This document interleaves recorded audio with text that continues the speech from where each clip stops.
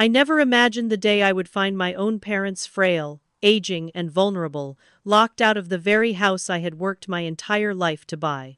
But that night, standing on the front porch of my Tudor home in Cambridge, Massachusetts, with my father clutching his chest and my mother trembling from the cold, I realized something chilling.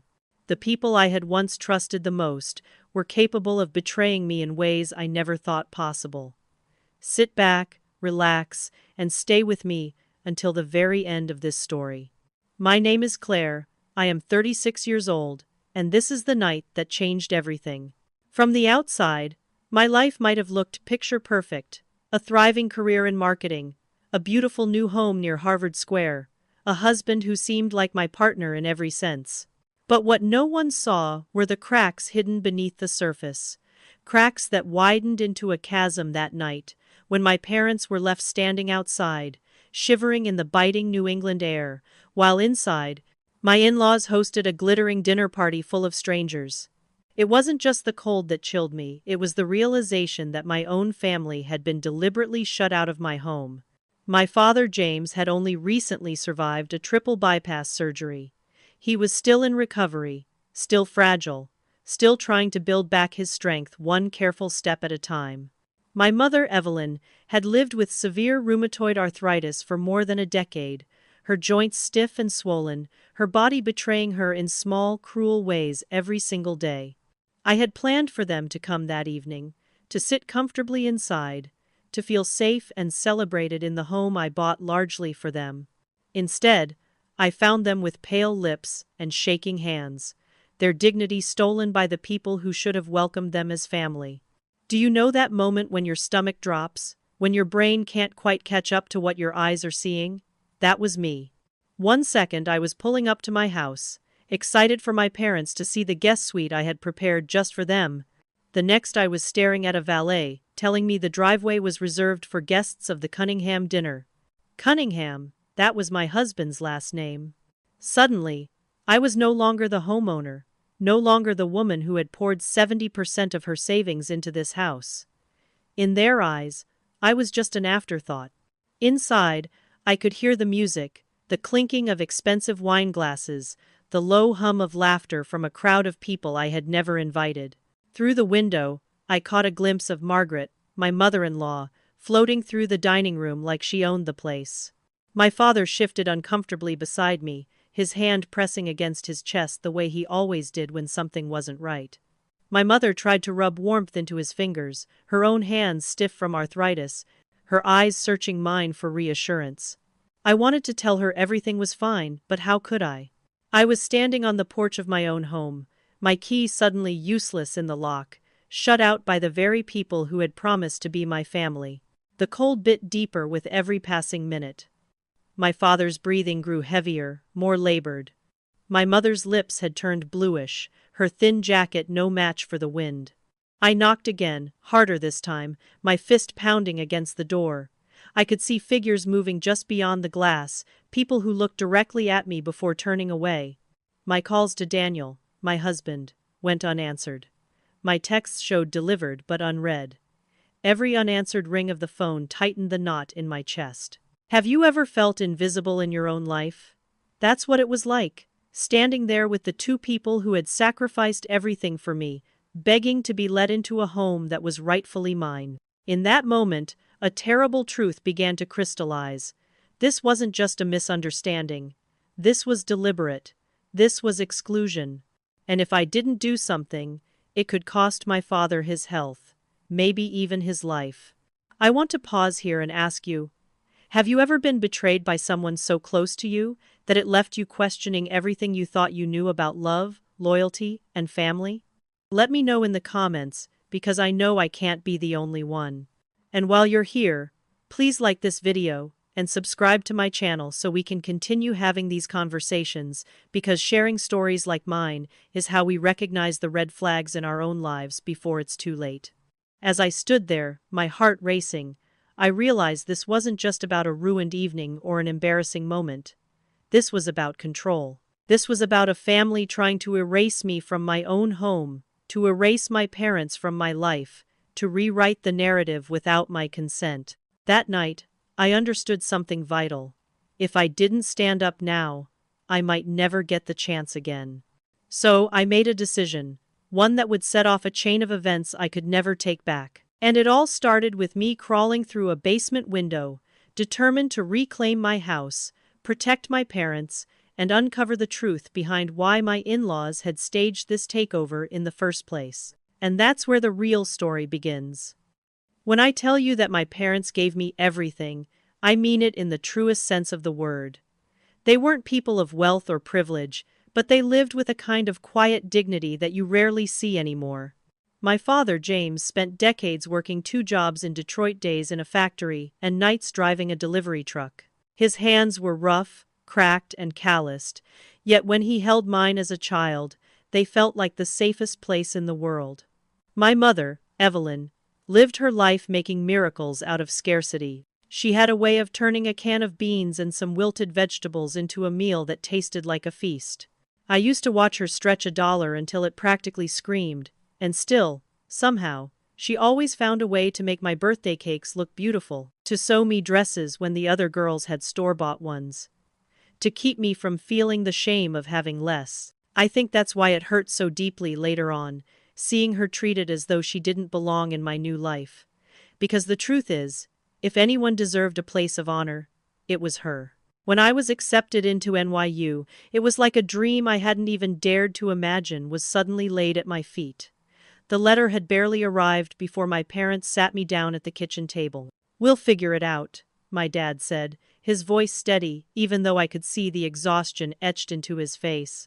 They had maybe a few $1,000s in savings, a lifetime of scrimping and denying themselves, and without hesitation, they put it all toward my education. My mom even took on extra shifts cleaning offices at night, her swollen fingers scrubbing floors long after she should have been resting.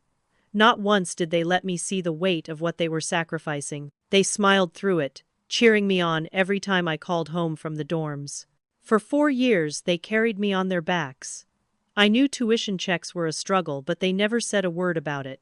Instead, my dad framed my very first business card and put it right on the refrigerator, as though it were a diploma in itself. When I called home after landing my first promotion, my father cried a deep, full-bodied sob that came from somewhere inside him I had never heard before. "You've done more than I ever dreamed, Claire," he said. "You've gone farther than I ever could." That moment stays with me like a tattoo under the skin. But life, of course, has a cruel way of balancing joy with pain. By the time my dad reached his 60s, years of labor had taken their toll. His heart gave out on him one afternoon while he was mowing the lawn, and the doctors told us he needed triple bypass surgery. I remember sitting in the hospital waiting room, the sterile air pressing down on me, feeling like I couldn't breathe until I saw him again. He survived, thank God, but his recovery was fragile. Every pill, every restricted step, every routine checkup was a reminder that nothing was guaranteed. My mother's battle was quieter, but no less brutal. Rheumatoid arthritis is cruel. It twists and hardens the very joints that make everyday life possible. By then, she struggled to open jars, to grip a coffee mug, even to tie her shoes, and yet she never complained. If anything, she tried to downplay the pain, smiling even as her hands shook. "Don't worry about me," she would say. "You just keep moving forward." They lived only 15 minutes from me, still in the same small ranch house I grew up in, clinging to their independence. But I made sure to call them every day, even if just for a few minutes on my lunch break. Sundays were sacred. I'd sit at their table, my mom insisting on cooking even when she shouldn't. My dad sneaking me the last piece of pie like he always had when I was little. These weren't just traditions. They were anchors, holding me to the truth of who I was and where I came from. So imagine, just for a moment, how it felt to see them treated like intruders. To see my father's life literally endangered because he wasn't given the simple dignity of stepping inside a house that I had dreamed would finally be theirs too. Every memory of sacrifice, every image of their rough hands working, their tired eyes lighting up at my smallest successes, it all came rushing back to me that night like a tidal wave. It wasn't just about them being left outside in the cold. It was about everything they had done for me, and the fact that those sacrifices were now being mocked by people who thought their social standing mattered more than human decency. That's the kind of betrayal you don't just brush off. It cuts to the bone because it reminds you that the people who gave you everything can be cast aside by others, as though they are nothing. That realization planted something in me that night, a fire, a resolve. I knew then that I would never allow anyone to erase my parents' place in my life, no matter who they were, no matter how much power they thought they had. And as I sat in that moment, torn between gratitude for my parents' sacrifices and rage at the cruelty they were enduring, I felt the story shift inside me. Because what came next wasn't just about honoring them, it was about facing the cracks in my marriage, in my in-laws, and in the life I thought I had built. And it all began with the man I once believed was my perfect match, Daniel. I still remember the first time I met Daniel like it happened yesterday. I was standing behind the podium at an industry conference in Chicago, heart pounding as I prepared to present my firm's latest marketing strategy. Public speaking never scared me, but that day, I felt the weight of every eye in the room. I was young, ambitious, and determined to prove myself. When I glanced across the stage, my gaze collided with his. Daniel Cunningham, confident, sharp, with the kind of easy charisma that made people lean in without even realizing it. He was representing a rival agency, but in that moment, I felt an almost electric charge pass between us. During the panel, we ended up debating a case study. He challenged my perspective, not in a hostile way, but with an energy that drew me in. It was a battle of wits, a dance of words, and when the session ended, he leaned over and whispered, "Coffee? I'd like to finish that debate." That smile of his was disarming, the kind that made you forget your defenses. Against my better judgment, I said yes. Coffee turned into dinner. Dinner turned into long walks through the city, and before I knew it, I was swept up in a whirlwind romance. Daniel was everything I thought I wanted: driven, ambitious, and seemingly proud of my success, rather than threatened by it. He made me feel like I wasn't just chasing my dreams alone, but that someone was running beside me, matching my stride. We spent weekends exploring new restaurants, laughing until our stomachs hurt, planning out a future that felt unstoppable. Within a year, we were married in a ceremony that, looking back now, had cracks I refused to see at the time. The first signs of trouble came not from Daniel himself, but from the people who raised him: his parents, Margaret and Charles. They entered my life like a storm dressed in silk. At our engagement party, held at my parents' modest home in Detroit, they walked in wearing perfectly coordinated designer outfits, scanning the room with eyes that saw not love or effort, but inadequacy. Margaret's lips curved into a smile that never touched her eyes as she said, "It's so charming to see how simply people can live these days." I watched my mother's smile falter just slightly, and something inside me clenched. Charles, tall and imposing, wasted no time asking my father about his investments. When my dad mentioned his pension, Charles chuckled, shaking his head as if it were the most naive thing he had ever heard. "A pension? That won't last. You should really diversify." My father, a man who had worked 2 jobs for decades, shifted uncomfortably in his chair, and I wanted to scream. But Daniel brushed it off with an easy laugh. "That's just how they are," he told me later. "They mean well. Don't take it personally." During the wedding planning, their interference intensified. Margaret criticized every decision I made, from the flowers to the food. When I chose wildflowers for my bouquet flowers that reminded me of summers with my mother, Margaret leaned in, her voice dripping with condescension. "You clearly haven't been to many proper weddings, dear. Let me take care of this so you don't embarrass Daniel." I stood frozen, the joy of my choice stripped away, replaced by shame that didn't belong to me. Daniel squeezed my hand under the table, whispering, "She's just particular, don't worry about it." And I believed him, because I wanted to. I wanted to think these were just growing pains, cultural differences, little quirks of a family who lived in a different world. I convinced myself that with time, they would warm to me, that love and patience would bridge the gap. I told myself that Daniel was worth it, that his love outweighed their disdain. And in those early months of marriage, it almost seemed true. We bought a small condo together, a starter place we painted ourselves on weekends. Daniel would cook breakfast on Sundays, humming softly as he flipped pancakes, and then we'd drive to my parents' house for dinner. Back then, he seemed genuinely fond of them. He'd bring my dad his favorite coffee beans, help my mom with household repairs she couldn't manage anymore. He laughed at their jokes, joined in their stories, and for a little while, I believed we were building a life that included them, honored them. But then there were the phone calls. Margaret and Charles called constantly, at all hours, and Daniel always answered, no matter what we were doing, no matter if it was date night or a quiet dinner at home. Their opinions always seemed to matter more, their voices carrying more weight than mine. I remember one night, we were sitting together after a long day, and I finally asked him, "Do you always have to pick up?" He gave me that half smile, the one meant to disarm, and said, "They just want the best for us. You know how they are."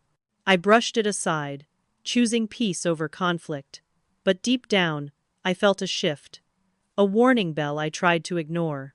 Because when someone shows you that they value another voice above yours, even in small ways, it's rarely just about the phone calls.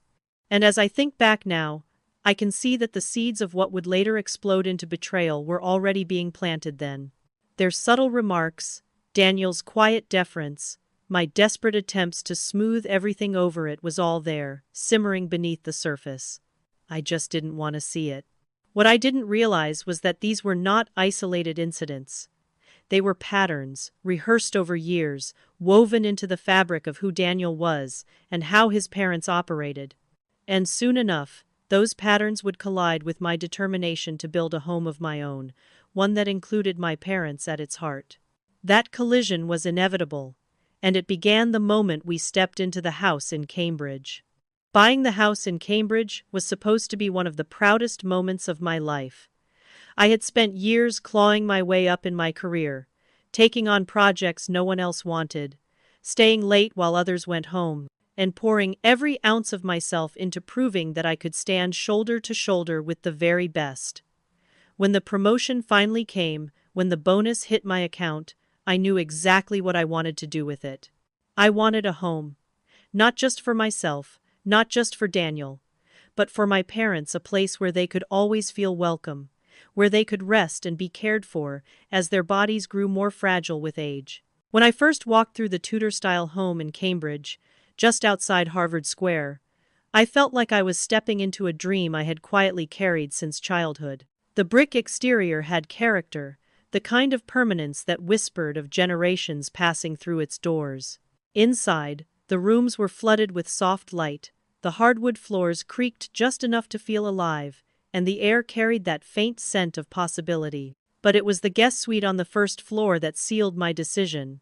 I stood in that room, picturing my mother propping her legs on a comfortable chair, my father setting down his coffee on the nightstand, both of them safe and close to me.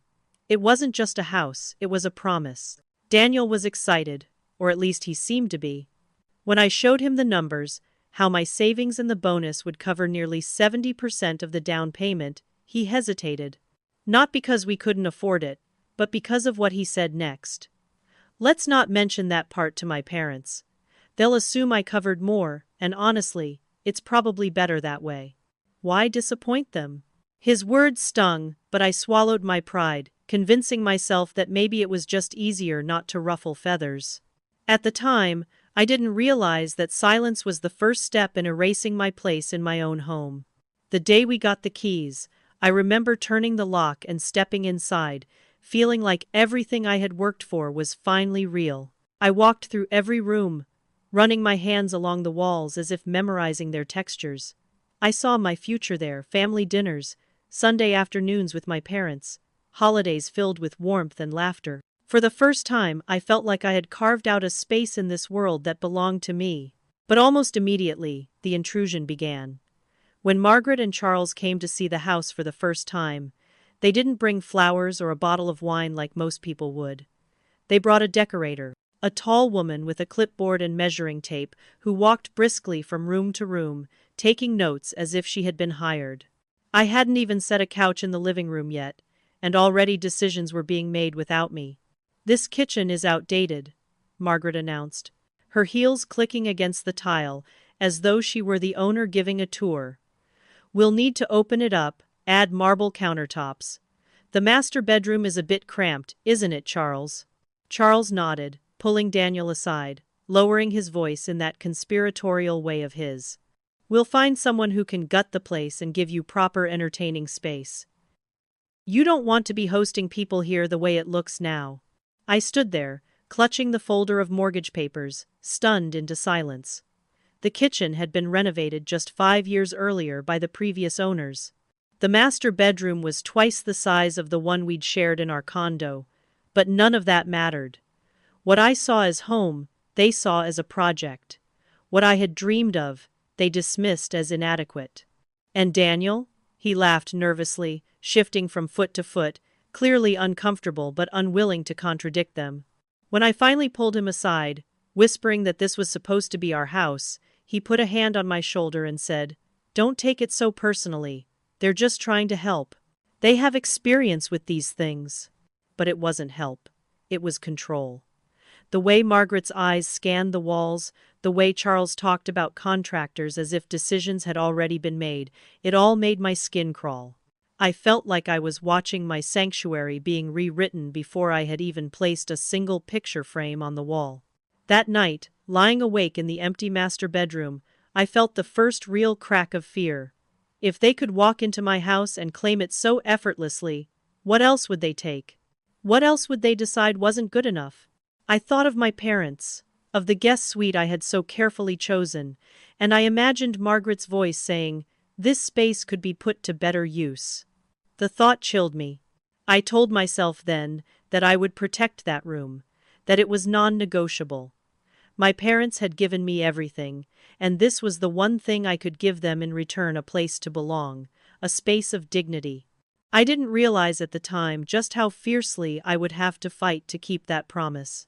Because as the weeks passed, and the housewarming approached, the line between their help and their control blurred beyond recognition. What I saw as my home, they saw as theirs to shape, to showcase, to parade in front of others. And it was in the planning of that one event, the gathering that was supposed to celebrate this milestone, that their true intentions revealed themselves. I poured myself into planning that housewarming party. For weeks, it was all I thought about: choosing the right menu, carefully arranging seating, picking music that felt warm and welcoming. It wasn't just about celebrating the house. It was about celebrating a life I had built with my own hands, a life that included my parents at its center. I wanted them to feel proud walking into that house, to see that all of their sacrifices had created this moment. I imagined them stepping into a space filled with love, friends, and laughter. That was the vision I clung to. 3 days before the party, Daniel mentioned it casually over dinner, as if it were nothing. "By the way, Mom invited a couple of friends to join us on Saturday. Just 4 or 5 people."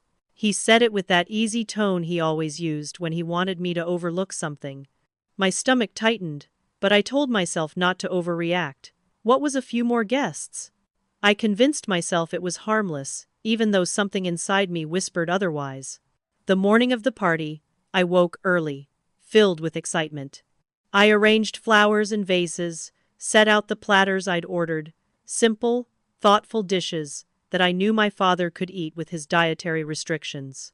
I placed my mother's special chair near the living room window so she could elevate her legs comfortably. Every detail mattered to me. This wasn't just a gathering, it was a reflection of who I was and the kind of life I wanted to create. At 12:45, the doorbell rang.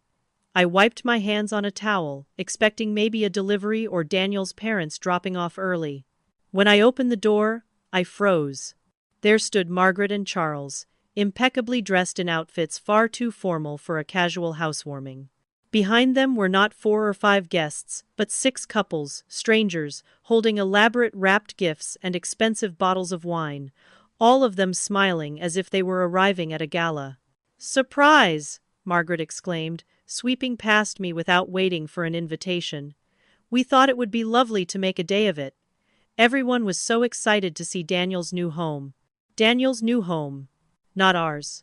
Not mine. Hers. I stood paralyzed as the parade of strangers filed into my house. Margaret chirping introductions I immediately forgot. They moved through the rooms with the entitled air of people who had been promised something. Daniel appeared from the bedroom, suspiciously well-dressed in a pressed shirt and tie. He greeted them with enthusiasm that told me this was no surprise to him at all. I pulled him aside, my voice low but sharp. "What is happening? Who are these people?" "Just a slight change of plans," he murmured, adjusting his cufflinks. "Mother thought it would be nice to have a luncheon before the evening gathering. These are important people in their circle. It's good for us." Good for us. My carefully planned party, my menu, my seating arrangements, none of it mattered anymore. Within minutes, Margaret had taken over. She swept into the living room, eyeing my handmade centerpiece with disdain before removing it entirely. "Charming in its way," she said. "But I brought something more suitable." Walter carried in towering floral arrangements that looked like they belonged at a wedding, not a housewarming. I watched in silence as she directed people to move furniture, tucking away family photos I had placed lovingly on the mantel and replacing them with abstract art she had apparently borrowed for the occasion.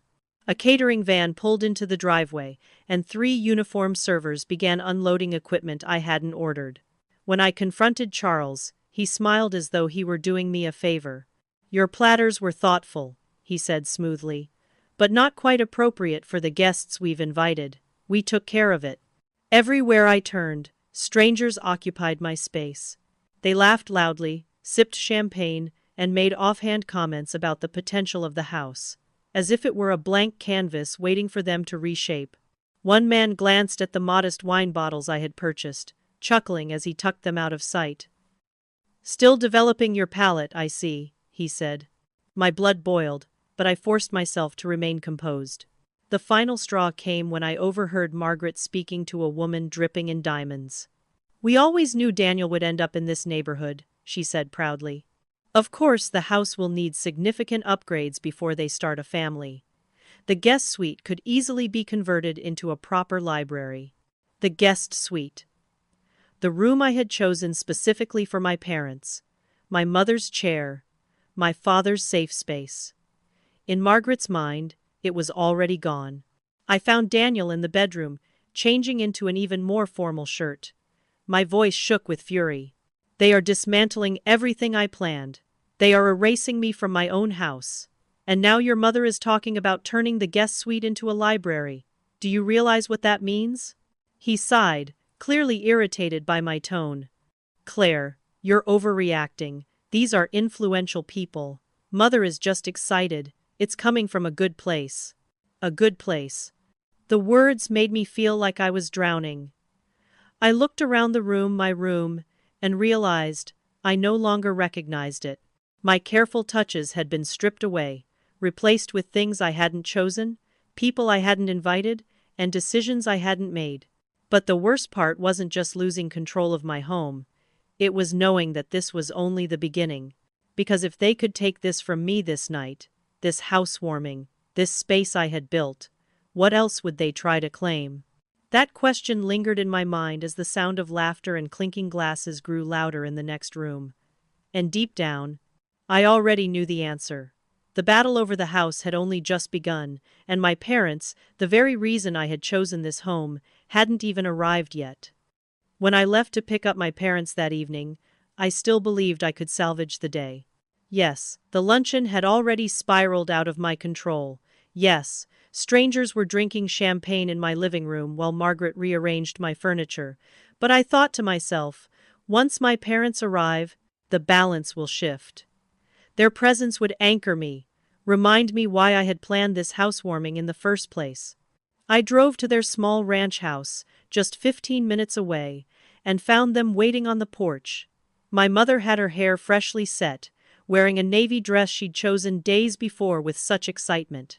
My father wore the sweater I'd given him for Christmas, the one he said made him feel presentable but still comfortable. Their faces lit up when they saw me, as though this was the proudest night of their lives. I couldn't bring myself to tell them what they were about to walk into, so I smiled, hugged them both tightly, and told them everything was ready.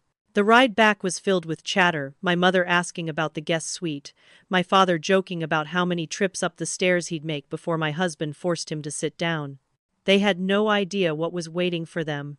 My stomach twisted with each mile, but I clung to the thought that no matter how out of control the afternoon had been, once we were together inside, I could reclaim the night. But the moment I turned onto our street, my optimism shattered. Both sides of the street were lined with sleek black cars and polished SUVs, the kind of vehicles you see outside country clubs and five-star hotels. Our driveway was blocked by a line of valets in crisp uniforms, weaving between vehicles and directing guests. I slowed to a crawl, trying to process the scene. One of the valets stepped up to my window with a polite but rehearsed smile. "Good evening, ma'am. Are you here for the Cunningham dinner?" I gripped the steering wheel until my knuckles turned white. "This is my house," I said, my voice flat.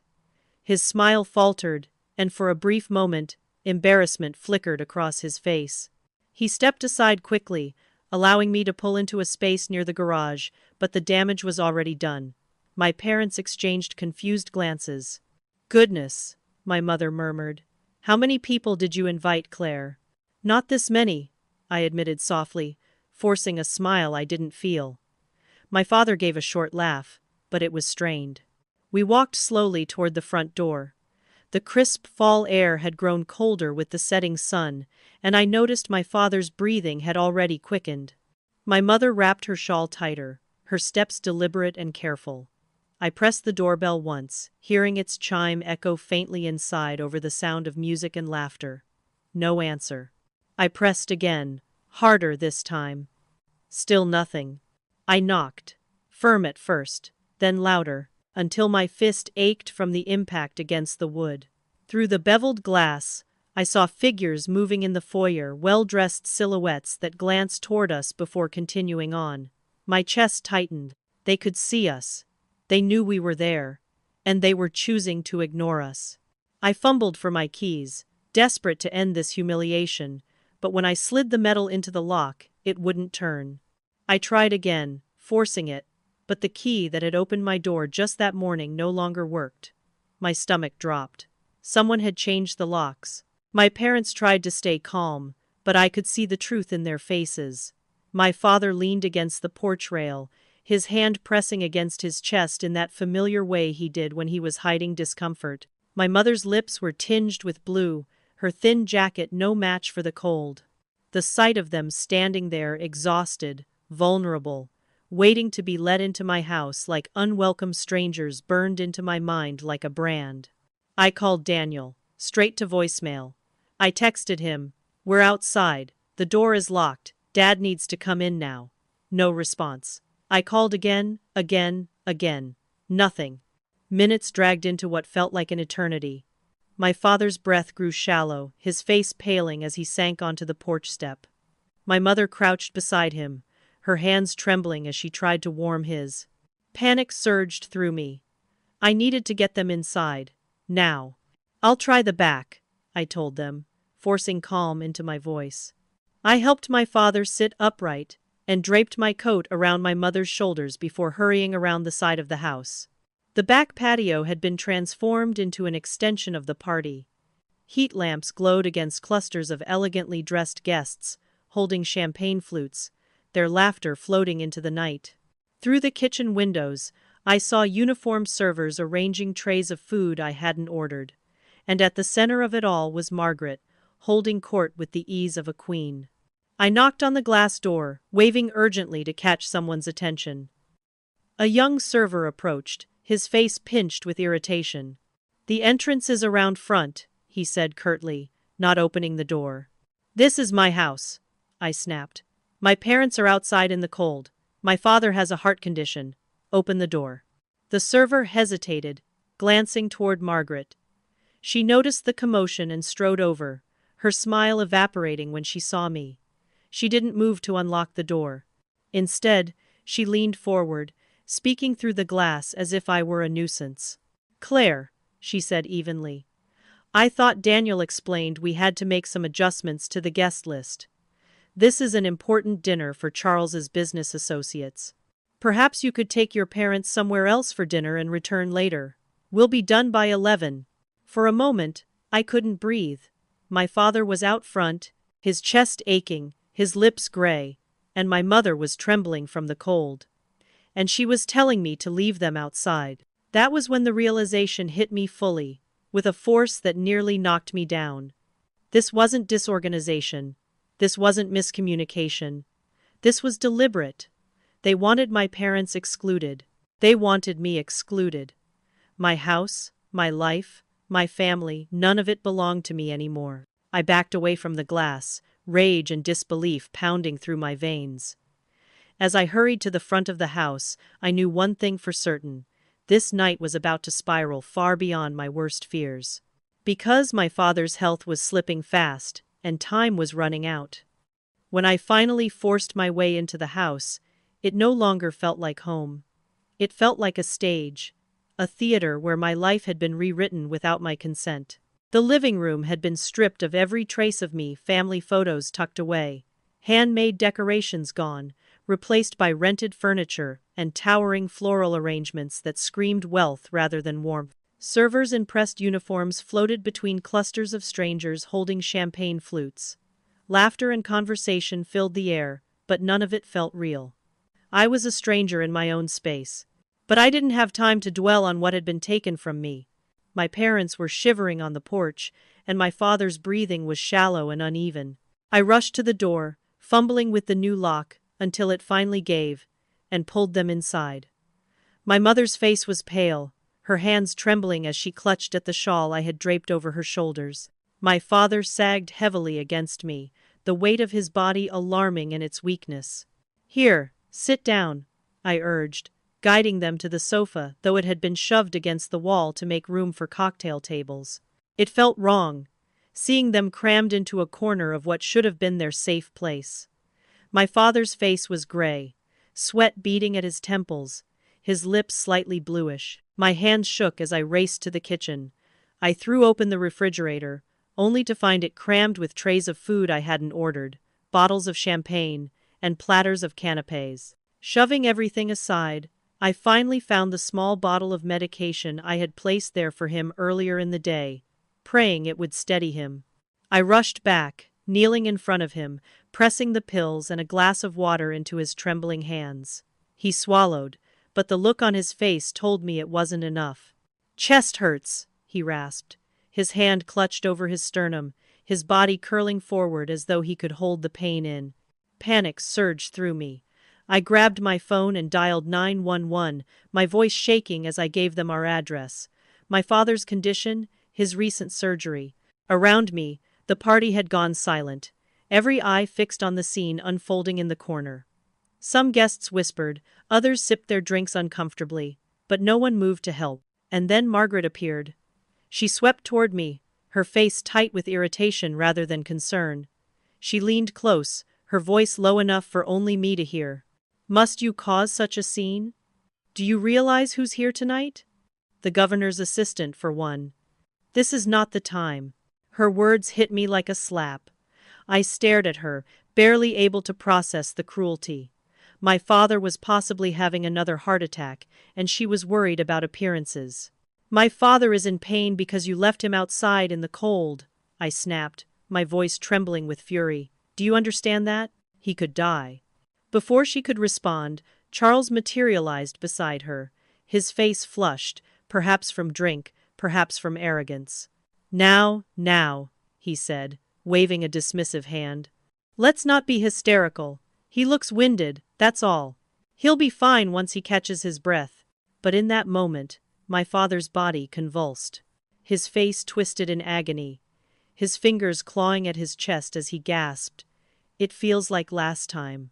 His voice cracked with desperation, and my mother began to cry, her trembling hands stroking his arm, whispering his name over and over as though the sound of it could keep him here with us. The sound of sirens in the distance was the only thing that kept me from collapsing myself. I clung to the thought that help was on its way. When the paramedics burst through the door, the crowd of well-dressed guests parted reluctantly, annoyed at the disruption but unwilling to leave just yet. The paramedics moved with swift precision, their calm voices masking the urgency of their actions as they checked vitals, placed oxygen, and prepared a stretcher. I stayed at my father's side until they lifted him, my hand clasped in his, my mother clutching the other. As they wheeled him toward the door, I turned to Daniel, who stood across the room, glass of whiskey in hand, looking pale but silent. He hadn't called for help, hadn't rushed to his father-in-law's side, hadn't done anything but watch. "Why didn't you answer your phone?" I demanded, my voice breaking. "Why didn't you let us in?"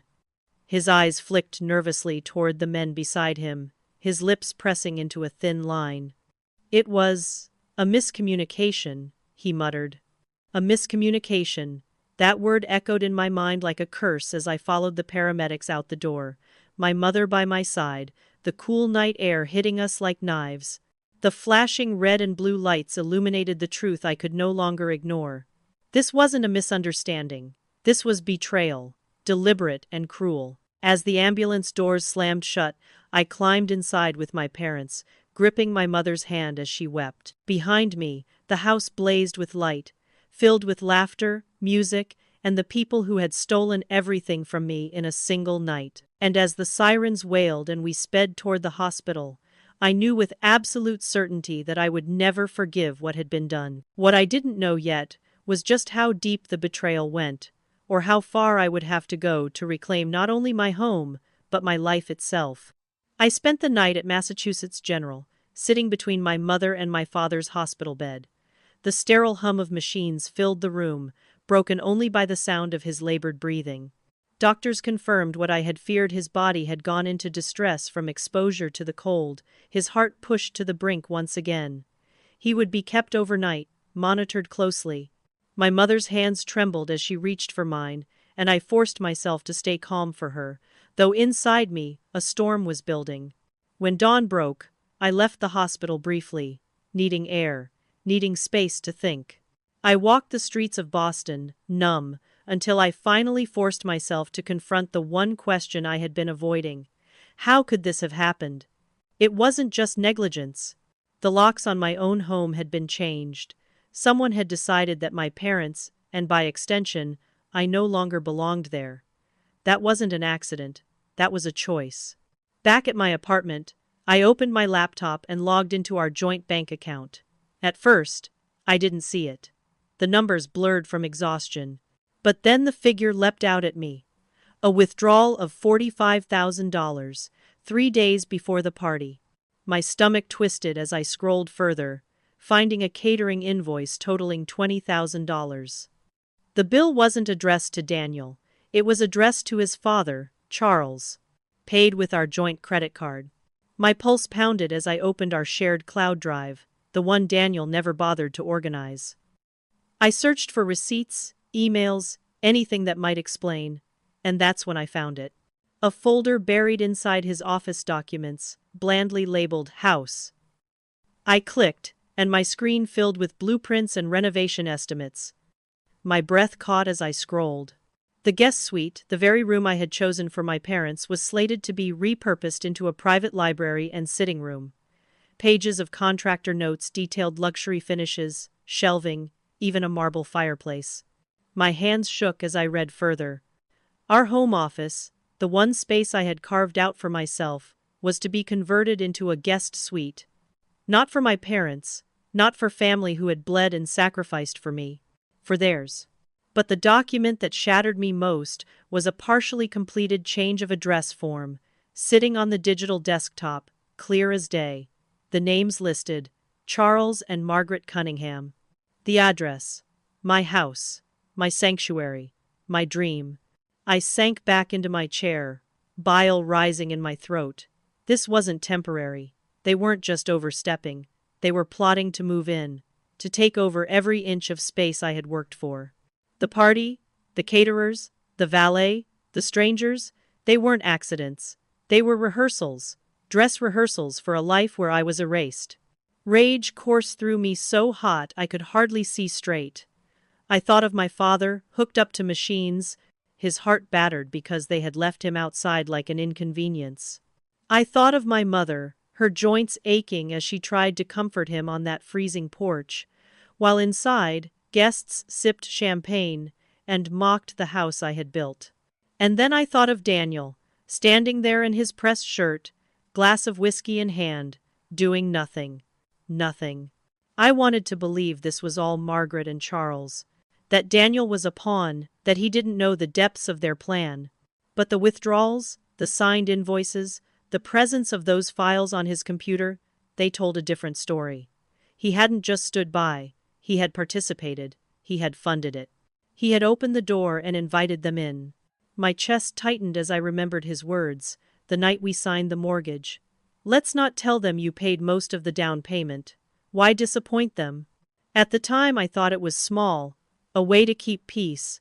Now I saw it for what it was, the first erasure. The first step in rewriting the truth of who built this life. And I had let it happen. I sat there until the room grew dark, the glow of the screen casting shadows that felt too heavy, too real. My phone buzzed with texts from acquaintances who had been at the party, full of shallow comments about how grand the evening had been, how impressive the Cunninghams were. None of them mentioned my father collapsing. None of them asked about my mother. Their silence was its own betrayal. As night fell again, I knew I had a choice. I could pretend this was just a misunderstanding, patch over the cracks, swallow my anger and move on. Or I could face what the evidence screamed at me.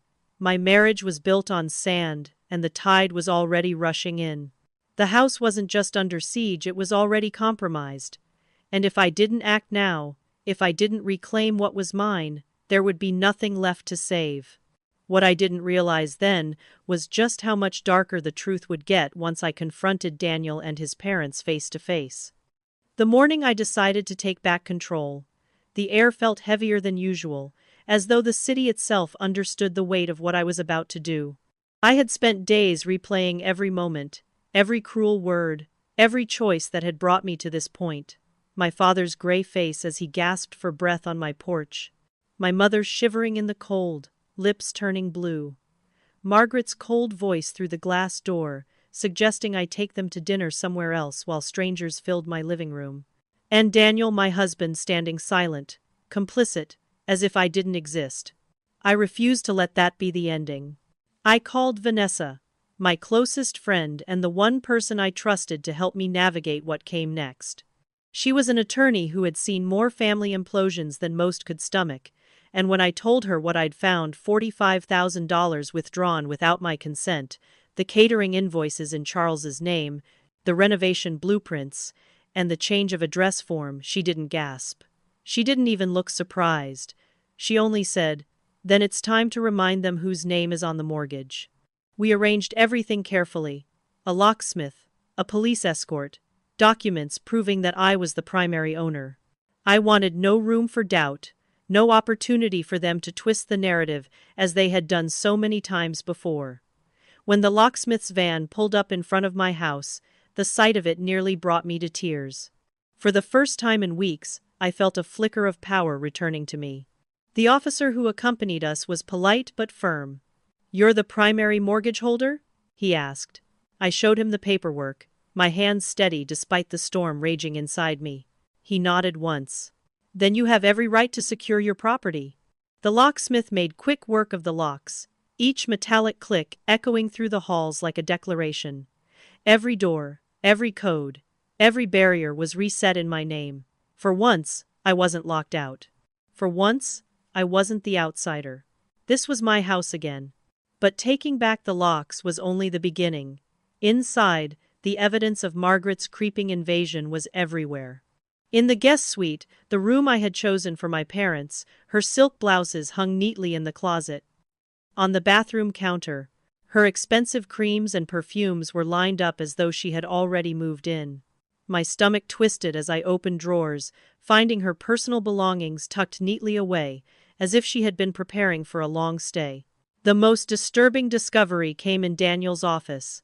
A folder labeled "House Modifications" sat squarely in the middle of his desk, as though daring me to open it. I did.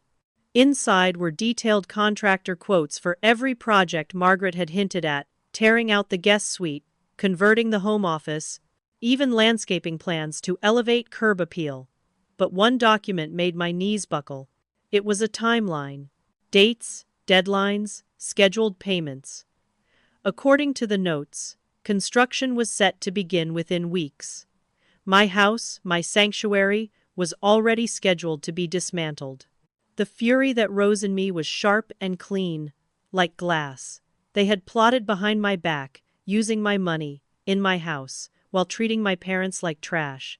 They hadn't just crossed a boundary. They had annihilated it. That was the day I drew my own line. With Vanessa's help, I drafted demands that left no room for negotiation. When the time came to face Daniel and his parents, I was ready. We met at Vanessa's office, a neutral ground where the weight of the law hung heavy in the air. Margaret and Charles swept in first, their faces tight with indignation, as if they were the ones who had been wronged. Daniel followed, his eyes darting between us, already looking defeated. Margaret started before anyone else could speak. "This is completely unnecessary," she declared. "Family matters should be handled privately." Vanessa leaned forward, her voice calm but edged with steel. "When locks are changed without consent and large sums of money are withdrawn without agreement, this ceases to be a private family matter. It becomes legal." I laid out the facts one by one, my voice steady even as my heart pounded. The unauthorized withdrawal, the catering invoice, the attempted renovations, the medical bills my father had incurred because of that night. Each detail landed like a blow, but I didn't stop. "Here is what will happen," I said at last. "The 45,000 will be returned in full. Every medical expense from that night will be covered. No modifications will be made to this house without my documented consent. And your visits, if they happen at all, will be supervised and agreed upon in advance. There will be no exceptions." Margaret's face hardened. "This is extortion," she hissed. "This is accountability," I replied. The silence that followed was suffocating. For the first time, I saw uncertainty flicker across Daniel's face. He looked at me, then at his parents, then back at me again. And then, in a voice that barely carried, he said, "We'll return the money. We'll cover the bills." Margaret whipped her head toward him, eyes blazing. "You can't possibly." "Mother," he interrupted, his tone sharper than I had ever heard. "She's right. We went too far. Father could have died because of us." The room went still.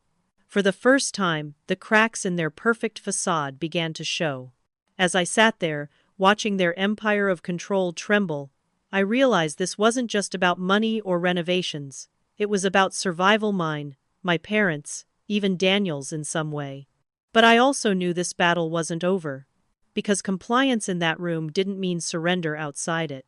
And as I walked out of that meeting, the cool Boston air hitting my face, I couldn't shake the feeling that Margaret and Charles weren't finished with me yet. Not by a long shot. The aftermath of that meeting didn't feel like triumph. It felt like the uneasy silence that follows a storm, when the sky looks deceptively calm, but the ground beneath your feet is still trembling. Margaret and Charles left Vanessa's office with faces so rigid they looked carved from stone. They said little, but their silence was not submission. It was the silence of people regrouping, recalculating, and I knew I hadn't seen the last of their schemes. Still, walking out of that office with Vanessa at my side and the signed agreements in my hand, I felt something I hadn't felt in months: ownership of my own life. At first, the changes were subtle. Daniel returned the money as promised, the medical bills were paid, and for a moment, I almost allowed myself to breathe. But the real fallout began outside the walls of my house, in the glittering social circles that Margaret and Charles had spent decades weaving themselves into. Boston is a city that pretends to be discreet, but in truth, gossip travels faster than the Charles River current. Word of what happened at my house spread with surgical precision, not because I told anyone, but because Vanessa chose her words carefully in the legal documents she filed. One phrase in particular caught fire: elder endangerment. In a world where reputations are currency, that accusation was poison. The invitations that had once poured in for Margaret and Charles began to dwindle. A charity gala they had attended for 20 years quietly, lost their names from the guest list. Charles's position on a prestigious board was not renewed. Friends who once sang their praises began to keep their distance, unwilling to be associated with the scandal that clung to them like smoke. I watched it all unfold from a distance, astonished at how quickly their empire of appearances began to crumble. Daniel, meanwhile, was caught in the wreckage. For weeks, he walked around with a hollow expression, as if he'd only just begun to understand the cost of his choices. He tried to reach for me, to explain, to promise he was changing, but trust doesn't return on command. I saw him for what he was, a man raised in the shadow of control so long he thought obedience was love. The therapist I insisted he see began to peel back layers he had never questioned, and he admitted things I don't think he'd ever said aloud before. "I never chose anything for myself," he told me one evening over coffee. "Not my schools, not my career, not even you. I thought I was making a choice when I married you, but I realize now, I only chose you because they approved." His words landed like a knife, but strangely, they also rang with honesty. It wasn't an excuse, it was a confession. Then came the phone call I hadn't expected. Daniel's sister, a woman I'd only seen at family holidays and spoken to in clipped pleasantries, reached out to me.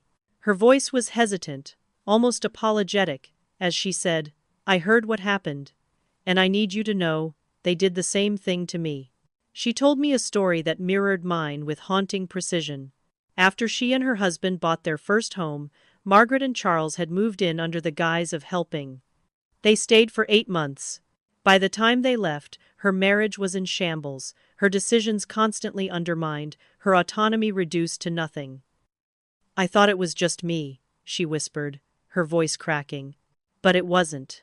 They've been doing this to all of us." Hearing her words was like staring into a mirror I hadn't asked for. This wasn't a one-time boundary violation. It was a pattern, a cycle of domination that Margaret and Charles had perfected over decades. I wasn't the first, and if I didn't stand firm, I wouldn't be the last. But knowing that didn't make it easier to live with the reality inside my own home. Every corner of that house still felt haunted by what had happened. The living room, where my father nearly collapsed. The kitchen where I found his medication buried behind trays of food I never ordered. The guest suite where Margaret's clothes had hung, claiming space that wasn't hers. Even after the locks were changed and the furniture restored, shadows lingered. At night, I lay awake, replaying every moment, every cruel word. My father's pale face, my mother's trembling hands. The look of satisfaction in Margaret's eyes, as she told me to come back after 11. Those images lived in me now, shaping me, hardening me. And yet, beneath the pain, something else began to grow. A clarity, a resolve. Their downfall in society wasn't enough for me. I didn't want revenge, I wanted protection. I wanted a future where my parents were never humiliated like that again, where no one had the power to lock me out of my own home. But even as I found my strength, I knew this wasn't over. Margaret and Charles had been humiliated publicly, and people like them didn't fade quietly into the background. They would find a way to push back. And if I wanted to truly protect what was mine, I had to be ready for the next strike. That was when I realized, taking back the locks was only the first step. The real battle would be about reclaiming myself and deciding whether Daniel had any place in the life I was fighting to protect. The weeks that followed felt like walking through the wreckage of a storm. My parents were recovering slowly, my father's color had returned, though he was still weaker than before, and my mother insisted on hiding her pain even as her joints stiffened further from the strain of that night. I visited them daily, cooking meals in the same kitchen where I had grown up, trying to restore a sense of normalcy for them, even while my own world felt anything but normal. I stayed at Vanessa's guest room at first, unwilling to cross the threshold of my own house alone. Every corner of that home felt poisoned by what had happened. The laughter of strangers, the click of Margaret's heels, the sound of the locks that no longer recognized my key. But I knew I couldn't hide forever. That house was mine. I had fought too hard for it. And yet, returning to it meant confronting the one person I had been avoiding most of all, Daniel. He reached out repeatedly in those days, sometimes with long messages, sometimes with just a few words. Please talk to me. We need to fix this. I'm sorry. At first, I ignored him, too raw to even consider a reply. But eventually, I agreed to meet him, not at the house, but at a neutral cafe near the common. He looked smaller somehow, deflated. Gone was the confident man who had once charmed me at a conference. In his place sat someone whose shoulders sagged under the weight of shame. I never saw it until now, he admitted, his coffee untouched between us. All my life I thought keeping the peace was the right thing to do, but what I called peace was just surrender, to them, to their control, and I dragged you into it. His eyes shone with something close to desperation. I don't want to be that man anymore. I wanted to believe him. Part of me still did, but another part, the part that had held my father's trembling hand while he gasped for air on my porch, was harder now, less forgiving. Words aren't enough, I told him. Trust doesn't come back because you say you're sorry. You stood by while they humiliated my parents. You let them erase me from my own home. I can't just forget that. He nodded, swallowing hard. I know, that's why I started therapy. I need to understand why I've let them control me my whole life. And I want to change not just for us, but for me. Therapy.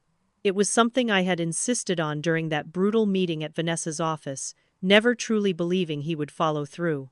But he had. His counselor specialized in family dynamics, and for the first time in his life, Daniel was confronting the roots of his obedience. I never made choices, he told me weeks later during another guarded coffee meeting. Even when I thought I was choosing, it was because I knew they would approve. You're the first choice I ever made that didn't start with them. The words should have comforted me, but they carried their own weight. Because if I was his first independent choice, then everything else, our home, our marriage, our future, was still tangled up in the question of whether he was capable of living as his own man. Could he ever truly separate himself from them? And more importantly, could I trust him again if he did? I began therapy myself, guided by the same need to untangle truth from survival. My therapist reminded me of something simple but powerful. Rebuilding doesn't mean forgetting. Forgiveness doesn't mean erasing. And walking away isn't failure, it can be freedom. Those words echoed in me as I lay awake at night in Vanessa's apartment, staring at the ceiling, wondering if I was rebuilding a bridge or just delaying the inevitable collapse. In the meantime, I focused on reclaiming my house, room by room. The guest suite was restored for my parents, furnished with comfort and dignity. The living room was stripped of every trace of Margaret's so-called elevations, and filled again with the things that mattered to me: photographs, handmade decorations, small touches that carried memory and meaning.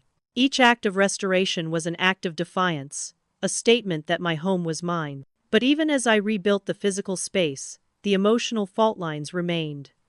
Daniel visited occasionally, always respectful, always careful. He kept his distance unless invited, no longer barging into decisions or pushing his parents' voices into the room. When he spoke, it was with caution, as though every word was weighed. Part of me appreciated the effort. Another part resented how long it had taken him to see what I had been shouting silently for years. The question of walking away hovered constantly between us. Some days, I felt certain that divorce was the only path forward, that no amount of therapy or remorse could erase the betrayal etched into that night. Other days, when Daniel spoke with raw honesty about his past, I glimpsed the man I had fallen in love with, and I wondered if maybe, just maybe, something stronger could be built from the wreckage. But the truth I couldn't ignore was this: rebuilding would require not just effort, but courage. And walking away would require courage too. Either path would be painful. Either path would change me. And as I stood in my reclaimed living room, one quiet evening, staring at the framed photo of my parents beaming at my college graduation, I realized the decision I faced wasn't just about Daniel. It was about me, about the kind of life I wanted, the kind of woman I was willing to be, and the boundaries I refused to let anyone cross again. The choice between rebuilding or walking away was no longer a question of marriage. It was a question of survival. And soon, I would have to decide. Looking back now, I can say without hesitation that night changed me in ways I never could have imagined. When I stood outside my own home with my parents shivering beside me, I thought the story was about betrayal, about in-laws who crossed lines, a husband who didn't defend me, a party that spiraled out of control. And it was. But as time passed, I began to understand something deeper. That night was also about clarity. It stripped away the illusions I had been holding on to for years and forced me to see myself, my marriage, and my boundaries with new eyes. For so long, I had mistaken keeping the peace for being strong. I thought if I stayed quiet, compromised, and smoothed things over, it would create harmony. But harmony built on silence is fragile. It shatters the moment it's tested. The truth is, real peace only comes when boundaries are respected, and boundaries only hold if you defend them. That night was my breaking point, but also my awakening. I realized that my parents had given me more than love and sacrifice. They had given me an example. My father's hands, worn from decades of labor, taught me resilience. My mother's ability to stretch nothing into something taught me resourcefulness. And in their unwavering support of me, even when they were locked out in the cold, they reminded me of the kind of loyalty and love I deserved. That clarity gave me the courage to say, no more. Rebuilding my life after that wasn't easy. There were days when I felt consumed by anger, nights when loneliness sat heavy on my chest. But every time I looked at my parents recovering, smiling, still proud of me, I knew I couldn't let bitterness define me. I chose instead to focus on strength, to see the fire that had been lit in me as a gift, not a burden. And strangely, it made me better in other areas of my life too. At work, I stopped second-guessing myself in rooms where others tried to talk over me. I started speaking with a confidence I hadn't fully claimed before, because now I understood something essential. If you don't stand up for yourself, someone else will decide for you. That lesson carried into friendships too. I stopped pouring energy into people who took and never gave back, and I started cherishing those who truly showed up. Even with Daniel, the story didn't end in black and white. There was no simple villain and hero. What I learned from him was just as important. Love without boundaries is dangerous, and loyalty to the wrong people can destroy everything. Whether our marriage would survive or not wasn't the real point. The point was that I had survived. I had reclaimed myself, and that was enough. The biggest lesson I want to leave you with is this. Family isn't defined by blood or marriage licenses. Family is defined by respect, by care, by the willingness to protect each other's dignity. The people who truly belong in your life are the ones who make space for you, not the ones who take it away. And sometimes, protecting your peace means standing up even when your voice shakes, even when you feel like the world will collapse if you do. Because here's the truth. The world doesn't collapse when you say no. The wrong people fall away. The right ones stay. And you're left standing taller than before, stronger, clearer, and more certain of your worth. If you've listened this far, thank you for walking with me through this journey. I hope my story helps you see your own life a little differently. Maybe it gives you courage to set that boundary you've been afraid to draw. Maybe it reminds you that you are stronger than you think. Or maybe it simply helps you feel less alone if you've lived through something similar. Sit with that for a moment. Who in your life respects your boundaries, and who tries to erase them? And more importantly, what are you going to do about it? If this story resonated with you, I'd love for you to like this video, subscribe to my channel, and share your own experiences in the comments below. Let's learn from each other, because every time we tell the truth about our struggles, we make it easier for someone else to tell theirs. So here's my question for you. Have you ever had to choose between keeping the peace and protecting your boundaries? And if you did, what did you learn about yourself in the process?